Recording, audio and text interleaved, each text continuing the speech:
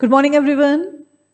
I hope आप लोग सब बहुत अच्छे होंगे और आप लोगों की पढ़ाई बहुत अच्छी चल रही होगी। आज हम एक नए टॉपिक के साथ में आए हैं आप लोग। एक बार मुझे बता दीजिए प्लीज कि मेरी वॉइस और पिक्चर की क्लैरिटी बिल्कुल क्लियर है ना आप लोगों को?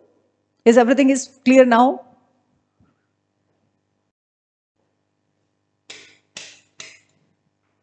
चलिए स्टार्ट करते हैं। उससे पहले कुछ अनाउंसमेंट्स आप लोगों के लिए। ग्रामर का कोर्स मैंने आपको पहले बताया था, उसकी डेट को थोड़ा सा एक्सटेंड कर दिया है और फीस आप लोगों के लिए थोड़ी सी कम कर दी है फिर से। तो ये एडमिशन के अब लास्ट फ्यू डेज इसके अंदर बाकी रह गए हैं। उसके लिए आप अपने ऐप के जो है उसको डाउनलोड कर सकते हैं और जितने भी जो टेस्ट सीरीज हैं उसके लिए आप OTP के ऐप को डाउनलोड कर सकते हैं और इसकी फीस को कम करके अब 399 हो गया है। और अभी ये स्टार्ट होने वाला था लेकिन थोड़े से दिन और इसको बढ़ा दिया है क्योंकि रेगुलर बेसिस पे जो है स्टूडेंट्स के सिलेक्शन होते जा रहे हैं, मीन्स आपका रजिस्ट्रेशन होता जा रहा है। तो देर किस बात की है, अभी आपकी डेट बढ़ गई है तो इसको ज्वाइन कर लीजिए क्योंकि ये लैंग्वेज जो है बहुत इंपॉर्टेंट है। चाहे आप किसी भी कॉम्पिटिशन एग्जाम की बात करें, इधर आप UPSC की बात करें या कुछ PCS के एग्जाम्स की बात करें, सबके अंदर आपको पता है कि एक लैंग्वेज का एक अलग से पेपर आता ही है। तो जिसके अंदर आपका एक अच्छा कमांड हो जाएगा तो नो डाउट आपकी आंसर राइटिंग भी अच्छी हो जाएगी और लैंग्वेज के पेपर को आप हमेशा एक फुल ऑन अप मार्क्स ले सकते हैं।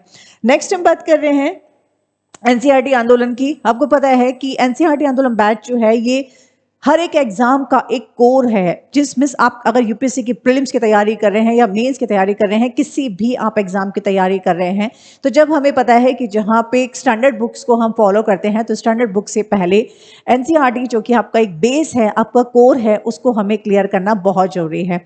और स्पेशली जितने भी साइंस वाले स्टूडेंट्स हैं या कॉमर्स वाले स्टूडेंट्स हैं उनको अच्छे से पता है कि किसी भी कंपटीशन एग्जाम में जो आपका GS का जो पेपर आता है या हम कह सकते हैं कि UPSC प्रीलिम्स का जो मेन जो पेपर होता है आपका, उसके अंदर आपका हिस्ट्री, ज्योग्राफी, इकोनॉमिक्स, पॉलिटी, ये चारों अगर आपका बेस स्ट्रांग नहीं हुआ तो आप कितनी भी स्टैंडर्ड बुक्स को आप पढ़ लीजिए, चाहे आप स्पेक्ट्रम को पढ़ लीजिए, चाहे आप लक्ष्मीकांत को पढ़ लीजिए, लेकिन जब तक आपका ये क्लियर नहीं होगा कुछ भी नहीं होगा।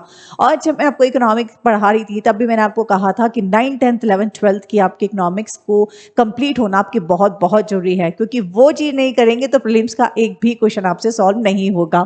तो इसके लिए जो है इसकी फीस को बहुत मिनिमम करके इसको 6000 कर दिया है और इसके अंदर पॉलिटी, इकोनॉमी, हिस्ट्री, ज्योग्राफी, सारी चारों सब्जेक्ट्स जो हैं वो आपके खुद आपकी उजांग से ले रहे हैं, राइट। तो इसके लिए रिवीजन के लिए भी आपकी बहुत जरूरी है मिस, क्योंकि प्रीलिम्स की जब आप तैयारी करते हैं, मतलब जिनको ऐसा लग रहा है कि हमने प्रीलिम्स का हमने फॉर्म भरा है लेकिन हमने NCERT आंदोलन बैच ज्वाइन नहीं किया है, तो ये कह सकते हैं कि UPSC का जो ये NCERT आंदोलन बैच है ये उनके लिए एक मास्टर वाली क्लास साबित हो सकती है, जिसमें आपका रिवीजन जो है बहुत क्विकली आपका रिवीजन हो सकता है। सेकेंडली उसके साथ हम कह सकते हैं कि जहां पे भी अगर आपके बेसिक कॉन्सेप्ट्स आपके क्लियर नहीं है और उसको बहुत टाइम आपको लग रहा है, बहुत सारे स्टूडेंट्स जैसे आर्ट्स के स्टूडेंट होते हैं या कॉमर्स के, उनको साइंस एंड टेक्नोलॉजी वाला पोर्शन समझ नहीं आ रहा है या कुछ और समझ नहीं आ रहा है, पॉलिटी एक फैक्चुअल बेस है वो नहीं समझ में आ रही है कि कैसे उसको याद करें, तो एक कह सकते हैं कि एक रिवीजन आपका इसके अंदर हो जाएगा और फिर उसके बाद में जब स्टैंडर्ड बुक्स पढ़ेंगे या करंट अफेयर्स अपडेट करेंगे तो वो बहुत जल्दी आपकी क्लियर हो जाएगी, राइट। तो इसमें जल्दी से आप एडमिशन ले लीजिए क्योंकि प्रीलिम्स की स्पीड को और फास्ट कर देगा। उसके अलावा रेगुलर बेसिस पे स्टूडेंट्स के हमारे पास इंफॉर्मेशन क्वेश्चंस आते रहते हैं, उनके कॉल्स आते रहते हैं कि मैम ऑप्शनल हम क्या चूज करें, ऑप्शनल हम क्या लें, कौन सा जो है आपका सब्जेक्ट ऐसा है जो आपको स्कोर कर सकता है। तो आपको बताया कि 3 सब्जेक्ट्स जो हम लोग के स्टार्ट हो गए हैं। पॉलिटिकल साइंस हो गया हमारा, उसके अलावा ज्योग्राफी जो है उजांग से खुद दे रहे हैं, उसकी फीस देखिए सिर्फ एक नॉमिनल सी फीस है, जस्ट कि आपको एक बांध के रखने के लिए, क्योंकि ये बच्चों का बहुत था कि नहीं हमें सर से ही पढ़ना है।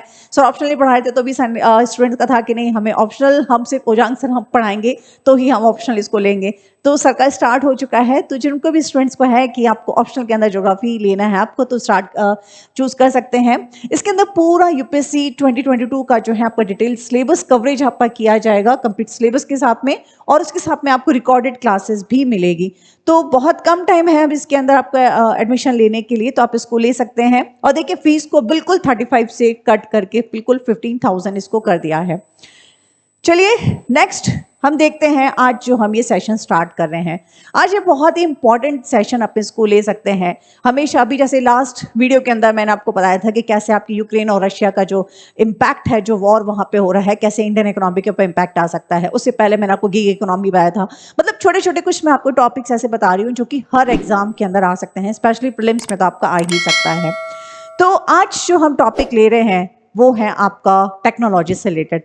देखिए टेक्नोलॉजी आपका एक ऐसा पार्ट है, हम कह सकते हैं कि ये जो मिशन टेक्नोलॉजी है, ये राजीव गांधी जी का एक सपना था जब वो थी 1987 के अंदर ड्यूरिंग द 7th पब्लिक जो हमारा जो था आपका पंचवर्षीय योजना थी उस टाइम के ऊपर, कि एक देश को एक टेक्नोलॉजी के साथ में एक चेंज करना है, एक मिशन के साथ में टेक्नोलॉजी को लाने हैं, चाहे वो टेक्नोलॉजी किसी भी क्षेत्र में हो, चाहे वो एग्रीकल्चर सेक्टर में हो, चाहे साइंस एंड टेक्नोलॉजी के अंदर हो, चाहे लिटरेसी के अंदर हो, मीन्स हर क्षेत्र के अंदर टेक्नोलॉजी का लाना हमारी जो लेट जो हमारे पीएम थे राजीव गांधी जी, उनका एक सपना था।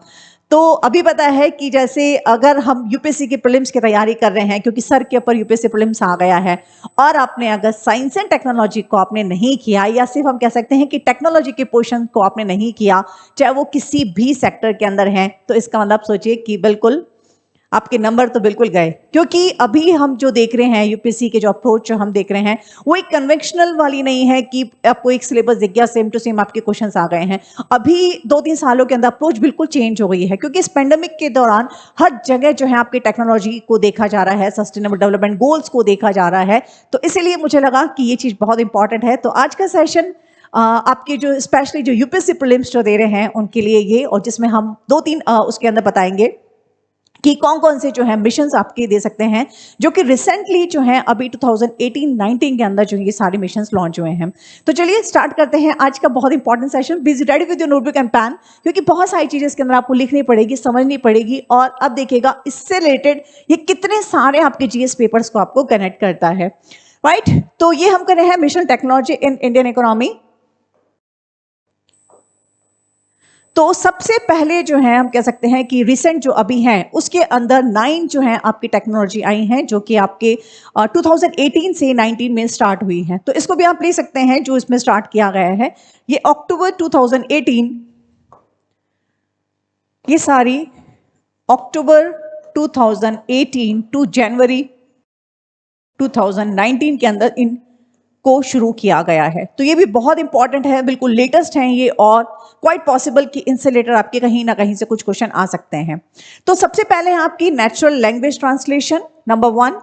नंबर 2 है आपकी क्वांटम फ्रंटियर। नंबर 3 है आपकी आर्टिफिशियल इंटेलिजेंसी। नंबर 4 है आपकी नेशनल बायोडाइवर्सिटी। नंबर 5 है आपके इलेक्ट्रिकल व्हीकल्स। नंबर 6 है आपकी ह्यूमन हेल्थ। नंबर 7 है आपकी बायोसाइंस।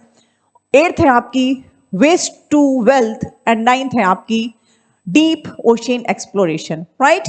अब देखिए हमने ये देख लिया कि ये मिशन जो है आपके इनसे रिलेटेड है। अब देखिए हमेशा हमारी क्लास होती है जहां हम एक कॉन्सेप्ट क्लैरिटी के साथ में बात करते हैं, जहां हम एक रट्टाफिकेशन या सीधे हम लोग पीडीएफ पे नहीं जाते हैं। तो थोड़ा सा अपन एक ओवरव्यू ले लेते हैं कि कैसे ये मिशंस जो हैं क्या क्या हो सकते हैं।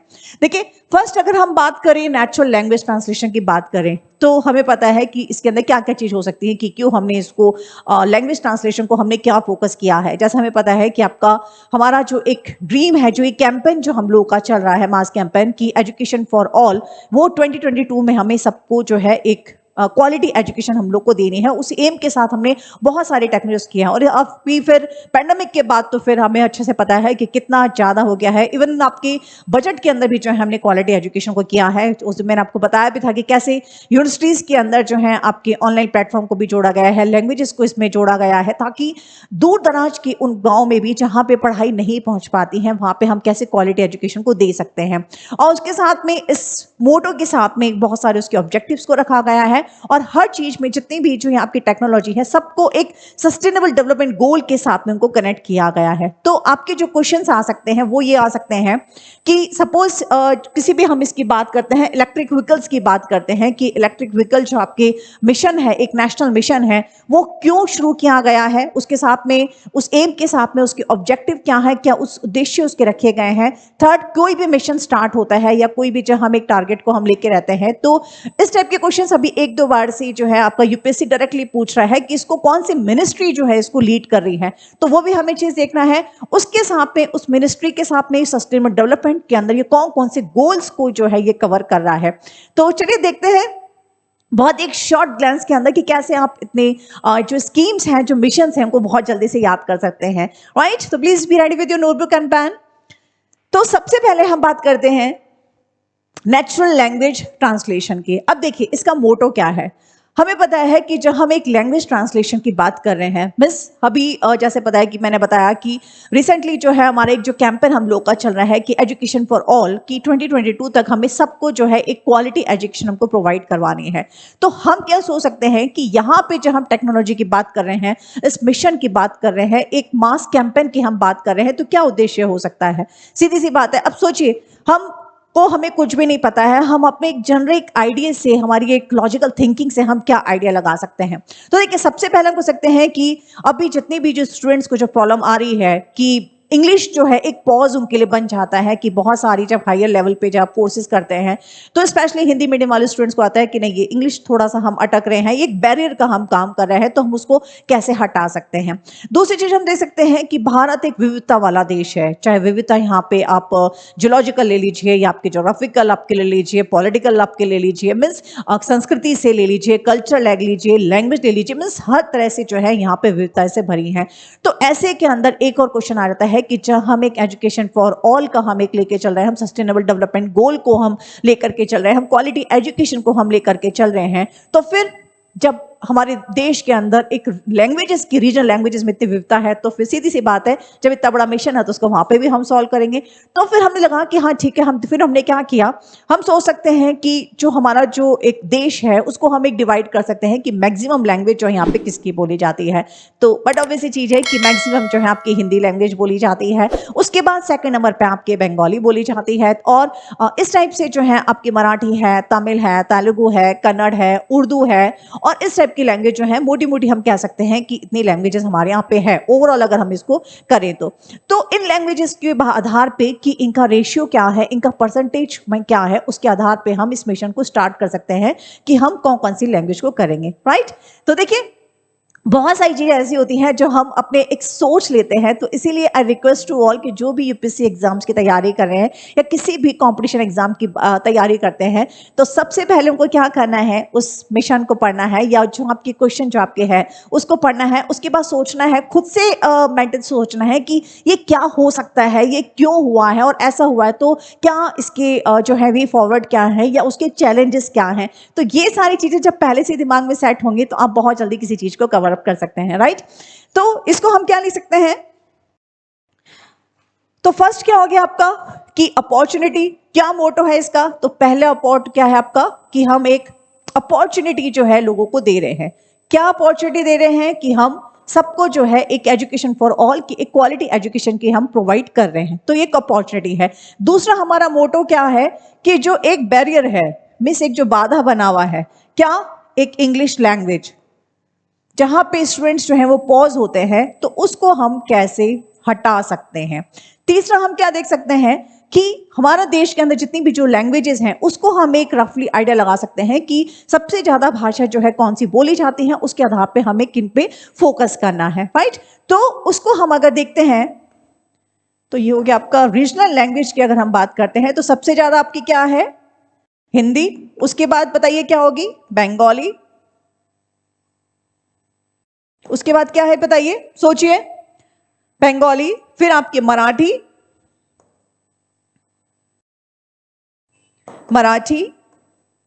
फिर आपके तेलुगु, फिर आपके कन्नड़, उसके बाद गुजराती, और लास्ट में आ जाती है आपकी उर्दू। ये हमारा कुछ एक मोटा मोटा हम कह सकते हैं कि परसेंटेज है जिसके आधार पे जो है आपके लैंग्वेज की जाती है। राइट। और इसके साथ में हम क्या कर सकते हैं, हमें क्या करना है, एक इकोसिस्टम को डेवलप करना है। इकोसिस्टम क्या डेवलप करना है कि किस टाइप से हम जो है पूरा, हम जितनी भी जो हम लैंग्वेजेस जो हम दे रहे हैं उनका कंटेंट जो है वो कैसे हम दूर दराज तक दे सकते हैं, चाहे वो आर्टिफिशियल इंटेलिजेंस के थ्रू हो। जैसे बहुत सारे प्रोग्राम्स मैंने आपको बताए हैं, शिक्षा वाणी मैंने आपको बताया है, शिक्षा दर्शन बता रहे हैं। तो ऐसे हर राज्य सरकार ने जो है इस मिशन को स्टार्ट किया है, एक कैंपेन को एक साथ में लेके चले हैं। जैसे हम कह सकते हैं कि पीएम मोदी जो हमेशा एक वर्ड को, एक सेंटेंस, हमेशा उनकी एक टैगलाइन रहती है कि सबका साथ सबका विकास। तो जब भी हम किसी मिशन को स्टार्ट करते हैं तो उसमें सबका साथ होना बहुत जरूरी है। तो इसीलिए इस को मोटो के साथ में इसको शुरू किया गया है कि जितने भी इसके अंदर जो है मीन्स इकोसिस्टम जो होगा उसके अंदर जितनी भी जो आपके एजुकेशनलिस्ट हैं, एकेडमिया से रिलेटेड हैं, या साइंटिस्ट हैं, या रिसर्चर्स हैं, या जितने भी जो आर्टिफिशियल इंटेलिजेंस से रिलेटेड हैं या मशीन लर्निंग से रिलेटेड हैं, उन सबको इसके अंदर जोड़ा गया है ताकि हम एक क्वालिटी एजुकेशन हम सबको साथ में दे सके। राइट, नेक्स्ट इसमें हम देख सकते हैं कि इसके लीड पार्टनर्स क्या होंगे। अब सोचिए जब हम एक टेक्नोलॉजी की बात कर रहे हैं तो कौन कौन से होंगे। सीधी सी बात है, क्योंकि हम टेक्नोलॉजी की बात कर रहे हैं, लोगों की बात कर रहे हैं, इसका मतलब ministry of human resource and development होगा। जब हम टेक्नोलॉजी की बात कर रहे हैं तो इसका मतलब ministry of science and technology आपकी होगी ही होगी। और तो इस चीज से हम कुछ चीजों का हम अंदाजा लगा सकते हैं। राइट, तो लीडिंग पार्टनर्स में क्या क्या होगा आपका, ministry of electronics and IT and department of science and technology. तो ये हो गया आपका department of science and technology. दूसरा हम कह सकते हैं मिनिस्ट्री ऑफ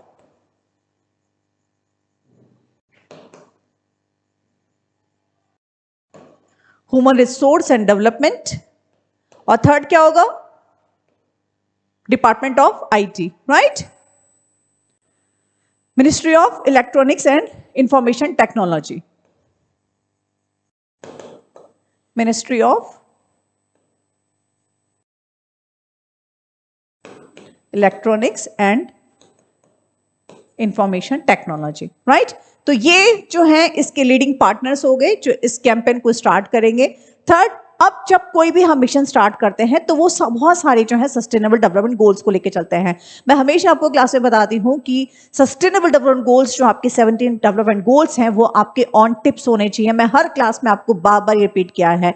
जब आप यूपीएससी के मेंस के आप आंसर लिखेंगे, अगर आपको किसी भी कोई आपका कुछ आंसर लिख रहे हैं या कुछ भी डेट आपको पता है और उसके अंदर अगर आप सस्टेनेबल डेवलपमेंट गोल्स को मेंशन करते हैं तो एक उसका आपका जो इम्पैक्ट है वो बहुत अच्छा पड़ता है कि हाँ इस स्टूडेंट को बहुत काफी अच्छी नॉलेज है।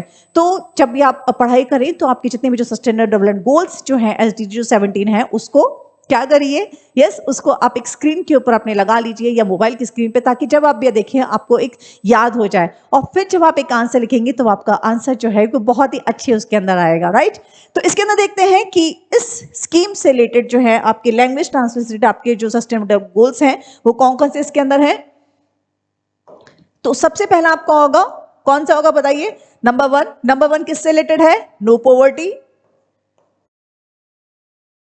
क्यों होगा, क्योंकि अगर हम पढ़े लिखे होंगे तो क्या होगा, आप पढ़े लिखे होंगे तो आप स्किल्ड होंगे और कुछ भी आप काम कर सकते हैं। तो सीधी सी बात है आपका नो पॉवर्टी। सेकंड क्या होगा, जब आप पुअर नहीं रहेंगे और मिस आप कुछ नो एक एजुकेशन आप क्वालिटी एजुकेशन आप ले लेंगे तो आप गरीब नहीं रहेंगे। गरीब नहीं रहेंगे तो हम क्या करेंगे, हम कुछ काम करेंगे, काम करेंगे तो हमें खाने को मिलेगा। तो हमारा जो सेकंड जो सस्टेनेबल डेवलपमेंट गोल है वो क्या है आपका, नो हंगर, कि कोई भी भूखा ना रहे।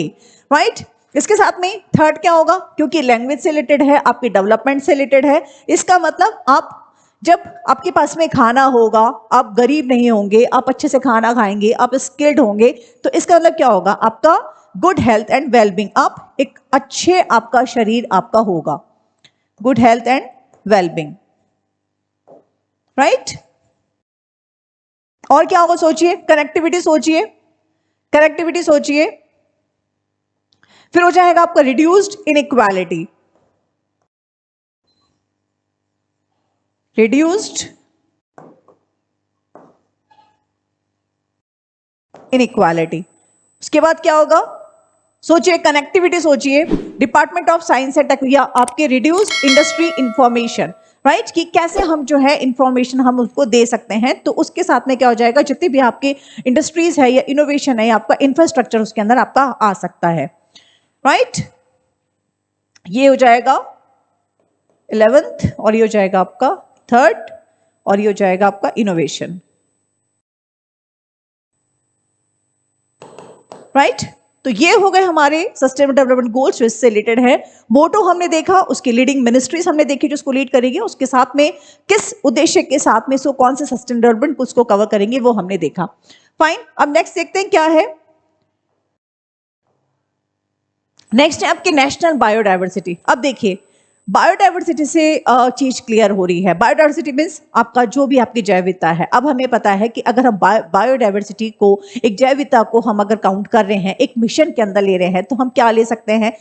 क्योंकि भारत की अगर हम बात करें तो मेन हमारा हो सकता है कि भारत के साथ साथ पूरे देश के अंदर, पूरे विश्व के अंदर जो है बायोडाइवर्सिटी को हम देख सकते हैं कि उसकी मैपिंग हम कर सकते हैं, उसकी लोकेशन हम जो है पता कर सकते हैं, और उसके अंदर कितने हैबिटेट्स रहते हैं, या क्योंकि इसके अंदर एक कंप्लीट आपका आता है, चाहे हम जमीन के ऊपर की हैबिटेट्स की बात करें या समुद्र के नीचे की हैबिटेट्स की बात करें या एग्रीकल्चर से रिलेटेड हो गया, मतलब सारी चीजें जो है ऑटोमेटिक आपकी बायोडाइवर्सिटी में आ जाती हैं। तो उस पिक्चर सामने हमारे क्लियर हो जाती है कि ये जो मिशन है, जो आपका टेक्नोलॉजी मिशन है, तो ये किस चीज को आपको कर सकता है, ताकि अभी जैसे हमें पता है कि हमारा जो एक क्लाइमेट चेंज, जो हमारे एक पेरिस समिट चल रहा है, तो उसके अंदर हम जो है कैसे हम एक पॉल्यूशन को लेकर चल रहे हैं, कैसे क्लाइमेट एक्शन को हम लेकर के चल रहे हैं कि डे बाय डे जो आपका जो टेम्परेचर राइज हो रहा है, उसको हम टेम्परेचर को कैसे कम कर सकते हैं, राइट। तो आई थिंक ये चीज हमारी कॉन्सेप्ट क्लियर हो चुकी है ऑलरेडी कि किसके लिए इस मिशन को स्टार्ट किया गया है। तो देखिए, अब इसको लिखते हैं हम। इसका एम क्या होगा? सोचिए, इसका एम होगा एक डॉक्यूमेंटेशन बनाने का कंट्रीज का बायोडाइवर्सिटी का, जो कि कैटलॉगिंग और मैपिंग और लाइफ रिफॉर्म्स, या हम इसको कह सकते हैं इन शॉर्ट मैपिंग हम कर रहे हैं। किसकी मैपिंग कर रहे हैं? जितनी भी जो लाइफ फॉर्म्स हैं उनकी, राइट। उसके साथ में उद्देश्य इसका क्या होगा बताइए? उद्देश्य क्या होगा? सबसे पहले हम क्या करेंगे, हमारा जो एक विविधता है, मीन्स हमारा जो एक देश है, जो हमारी धरती है, जो अर्थ है हमारी, उसको हम क्या करेंगे, पूरी उसको हम एक पॉल्यूशन फ्री हम करेंगे, राइट। दूसरा, हम उसके साथ में क्या करेंगे, जितनी भी उसकी हम मॉनिटरिंग करेंगे, और इसके साथ में क्या करेंगे, पब्लिक की सिक्योरिटी हम लोग करेंगे। तो मीन्स फर्स्ट हम इसका ऑब्जेक्टिव हम क्या सकते हैं कि आपका डिस्ट्रीब्यूशन करेंगे हम, डिस्ट्रीब्यूशन, और आपने देखा होगा उसका संरक्षण हम देंगे, डिस्ट्रीब्यूशन एंड कंजर्वेशन, राइट। दूसरा हम क्या दे सकते हैं, मॉनिटरिंग करेंगे हम, क्योंकि जब हम एक टेक्नोलॉजी हम लेकर के आ रहे हैं, तो कितनी बार लैकिंग कहाँ होती है कि हम उनकी मॉनिटरिंग नहीं कर पाते हैं। कि अगर देखते हैं कि बहुत सारे आपके जो जानवर वगैरह है वो मर रहे हैं, तो हमें पता नहीं चल पाता है कि क्या रीजन है जिसकी वजह से उनकी डेथ हो रही है, क्या रीजन है कि जिसकी वजह से जो है वो प्रवासी बन के आ रहे हैं। तो वो सारी उनकी मॉनिटरिंग करनी, ताकि जो हैबिटेट्स हैं वो एक्सटिंक्ट ना हो जाए, तो उसके लिए जो है उनकी मॉनिटरिंग जो है वो बहुत इंपॉर्टेंट है, राइट। नेक्स्ट क्या होगा, उनकी सिक्योरिटी, जितनी भी जो हैबिटेट्स हैं उनकी सिक्योरिटी को ध्यान में रख के जो है उनको शुरू किया गया है, राइट। नेक्स्ट देखते हैं। अब बायोडाइवर्सिटी कंजर्वेशन को अगर हम डिवाइड करते हैं कि मीन्स किस उद्देश्य के साथ में जो है उसको और किया गया है, तो हर सेक्टर के अंदर जो है बायोडाइवर्सिटी आपका संरक्षण जो है आपका देखा जाता है। पहला क्या हो गया, रेयर इकोसिस्टम, कि एक इकोसिस्टम जो है बहुत रेयर है जिसको हमें डेवलप करना है।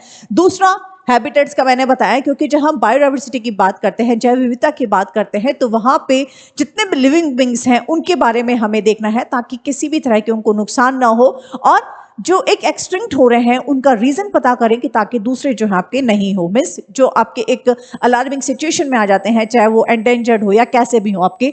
दूसरे, आपकी पब्लिक हेल्थ को ध्यान में रखा जाएगा। सीधी सी बात है भाई, अब इकोसिस्टम की हम बात कर रहे हैं, पूरे बायोडाइवर्सिटी की बात कर रहे हैं, आपके जितने भी अगर हम वनों की कटाई करते हैं या मृदा का अपरदन होता है, किसी भी तरह से होता है, तो सीधा की सीधा इंपैक्ट किस पे आता है, एक पब्लिक के हेल्थ के ऊपर पूरा फर्क पड़ता है। तो पब्लिक हेल्थ को इसमें देखा जाएगा। उसके अलावा जेनेटिक डाइवर्सिटी देखी जाएगी। रिक्रिएशन मींस जो ओवर यूज जो हमारा हो रहा है, ओवर यूज जो हम पेड़ों की कटाई कर रहे हैं, ओवर यूज जो हम पानी को खत्म कर रहे हैं, ओवर हर चीज का जो ओवर यूज हो रहा है, उसको हम कैसे टेक्नोलॉजी से हम उसको कंट्रोल में कर सकते हैं। उसके साथ में कैसे हमारी जो अर्थ है उसको हम एक पॉल्यूशन फ्री उसके अंदर हम कर सकते हैं।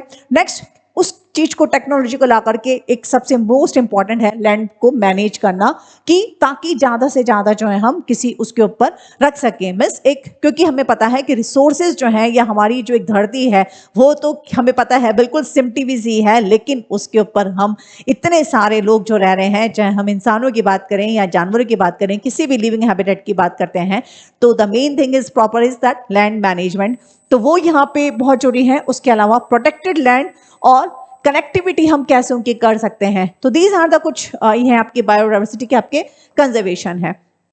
अब इसके अंदर आता है कि आपके लीडिंग पार्टनर्स आपके कौन से हैं। तो लीडिंग पार्टनर्स हैं इसके अंदर department of biotechnology, ministry of environment and third one is the forest and the climate change. इसको लीडिंग पार्टनर्स हैं जो इसको कर रही हैं। नेक्स्ट जो हम बात कर रहे हैं सस्टेनेबल, क्योंकि हर जो एक मिशन है वो एक सस्टेनेबल डेवलपमेंट गोल को लेकर के चलता है।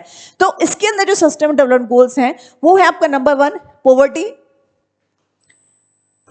सेकंड है आपका जीरो हंगर जो कि सेकंड नंबर पे आता है, फोर्थ है आपका क्वालिटी एजुकेशन के ऊपर, क्योंकि क्वालिटी एजुकेशन होगी तो हम अगर हमें हमारे जैव विविधता के बारे में, हमारे संरक्षण के बारे में पता होगा तो हम उस चीज को हम प्रॉपर कर सकते हैं, हम उसको ओवर यूज नहीं करेंगे, उसको वेस्ट हम लोग नहीं करेंगे। तो इसलिए एक हमारे एनवायरमेंट की हमें जो है एजुकेशन होना बहुत जरूरी है। साथ में सस्टेनेबल डेवलपमेंट 8 है आपका, सस्टेनेबल डेवलपमेंट 8 है आपका decent work and the economic growth, की कुछ भी हम काम करें नो डाउट कि हम हमारे इस जो हमारा बायोडाइवर्सिटी है उसके बाहर हम नहीं जा सकते हैं, मींस उसके बिना हमारा काम नहीं चल सकता है, लेकिन हम उसको कैसे एक बहुत ही सुरक्षित रूप से हम उसको, अगर हम बहुत ही समझदारी से हम उसको अगर यूज कर सकते हैं तो ताकि आप कह सकते हैं कि एक सस्टेनेबल यूज हम उसको कर सकते हैं ताकि हमारी वो खत्म भी ना हो और हमारी नीड भी फुलफिल हो जाए, साथ में हमारी फ्यूचर जो जनरेशन है वो भी उसको कर सके। तो उसके साथ में क्या है, एक डिसेंट वर्क के साथ हम इसको कर सकते हैं। फोर्थ है नेक्स्ट है आपका क्लाइमेट एक्शन, इसके अंदर पूरा पूरा देखा जा रहा है। नेक्स्ट 14 सस्टेनेबल डेवलपमेंट गोल जो है हमारा वो है आपका लाइफ बिलो द वाटर, की पानी के नीचे जो रहती हैं उनको भी हमारा पूरा ध्यान रखना है। जैसे जितना भी जो इंडस्ट्रियल जो है आपका स्लरी या दूसरी चीजें हैं जब जाती हैं तो हम नॉर्मली जितना भी जो हमारा डंप जो हमने कचरा है वो सारा हम कहाँ डाल देते हैं, समुद्र में जाके कर देते हैं, और फिर उसके बाद से पानी जो है वो पूरा पॉल्यूट हो जाता है, जिससे वहां की जो एक्वेटिक लाइफ है वो आपकी पूरी डैमेज हो जाती है। तो उनको भी हम कैसे संरक्षण प्रदान कर सकते हैं, तो इसलिए लिखा है यहाँ पे सस्टेनेबल डेवलपमेंट 14 जो आपका लाइफ बिलो वाटर है और 15 जो कि आपकी लाइफ ऑन लैंड है। तो ये कुछ आपके सस्टेनेबल डेवलपमेंट गोल्स हैं जो इसके अंदर किए गए हैं। तो ये तो थे 2 मिशन, लेकिन आई होप कि आपको ये सारे मिशन बहुत अच्छे लगे होंगे, और ये एक्चुअली सारे के सारे जो है मैं आपको नेक्स्ट वीडियोस के अंदर बता दूंगी क्योंकि ये बहुत इंपॉर्टेंट है। ये एक इन जनरल है जो कि 9 जो आपके स्टार्ट किए गए थे 2018 टू 19 जनवरी तक स्टार्ट किए गए थे, बहुत लेटेस्ट है, रिसेंट है। लेकिन अभी की हम एक करंट सिनेरियो की बात करते हैं तो हर जगह आपकी टेक्नोलॉजी है। अब आप देख लीजिए आपका जो यूक्रेन रशिया में है वहां पे भी आपकी टेक्नोलॉजी, वॉर में का मतलब आप चाहे वॉर की बात कर लीजिए, आप साइंस की बात कर लीजिए, आप डिफेंस की बात कर लीजिए, हम एग्रीकल्चर की बात करते हैं, हम इकोनॉमी की बात करते हैं, हम हेल्थ की बात करते हैं, हम लिटरेचर की बात करते हैं, कोई भी क्षेत्र आपका ऐसा नहीं है जहां पे आपके टेक्नोलॉजी नहीं आ रही है। तो ये बहुत इंपॉर्टेंट है जिसको हम आगे फर्दर भी कंटिन्यू करेंगे। तो आज के सेशन को यहीं खत्म करते हैं। नोट्स आप प्लीज आपके बना के भेज दीजिएगा, कुछ भी डाउट्स हैं तो आप कमेंट बॉक्स में आप लिख सकते हैं, और आपको अगर ऐसा लगता है कि नहीं मैम नेक्स्ट वीडियो आपके इस टॉपिक पे चाहिए तो नेक्स्ट वीडियो आपका उस पे आ जाएगा। बट आपको एक काम करना होगा, अभी के अभी मैसेज को टेक्स्ट करना होगा कि नेक्स्ट वीडियो आप कहाँ पे आप प्रॉब्लम फेस कर रहे हैं जिस पे आपका बन जाएगा। तो आज के सेशन को यही खत्म करते हैं। Good bye, thank you, love you all.